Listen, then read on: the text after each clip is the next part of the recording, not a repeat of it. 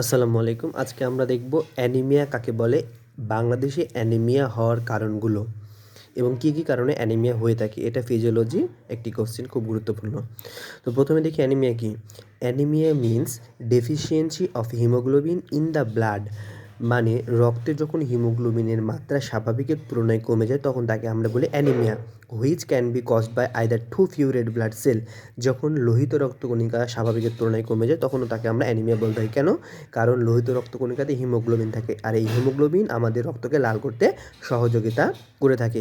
যেহেতু লোহিত রক্তকণিকার মাত্রা কমে যাবে, সুতরাং হিমোগ্লোবিনের মাত্রাও কমে যাবে, আর হিমোগ্লোবিনের মাত্রা কমে যাওয়াটাকে বলি আমরা anaemia. Common causes of anaemia in বাংলাদেশে। বাংলাদেশে অ্যানিমিয়ার প্রধান কারণগুলো কী? ১. Hook or infestation. Hook on infestation, যদি কারো কৃমি থাকে, হুক কৃমি থাকে, তাহলে আমাদের অ্যানিমিয়া হতে পারে বা অ্যানিমিয়া হবে। কেন?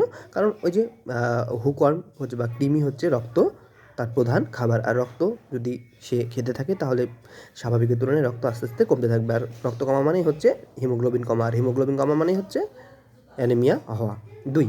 হেমোরয়েডস, যার যদি কারো অর্শ থাকে বা পাইলস থাকে তাহলেও অ্যানিমিয়া হতে পারে। কেন? কারণ ওই হেমোরয়েডস বা পাইলস থাকলে পরেও রক্ত কী হয়, স্বাভাবিকের তুলনায় কমতে থাকে বা বাইরে রিলিজ হতে থাকে, যার কারণে দেহে রক্তের পরিমাণ স্বাভাবিকের তুলনায় কমতে থাকে। ৩. ম্যাল নিউট্রিশন, যদি কারো অপুষ্টিতে ভোগে, কেউ যদি অপুষ্টিতে ভোগে তাও তার অ্যানিমিয়া হবে। মেনোরহেজিয়া, যদি অতিরিক্ত রক্তস্রাব হয় তাহলেও অ্যানিমিয়া হবে। পেপটিক আলসার, যদি পাকস্থলীতে আলসার হয়। কেন? পাকস্থলীতে আলসার হলে কী হবে, ঠিকমতো খাবার দাবার খেতে পারবে না, খাবার খেলে তার বমি হয়ে যাবে। এই নানান কারণে তার দেহে অপুষ্টি রোগে সে ভুগতে থাকবে, তখনও অ্যানিমিয়া হবে। ফ্রিকুয়েন্টলি প্রেগনেন্সি, সে যদি বারবার একটা মা যদি বারবার প্রেগনেন্ট হয় তাহলেও তার দেহে রক্ত স্বল্পতা দেখা দিতে পারে, যার কারণে অ্যানিমিয়া হতে পারে।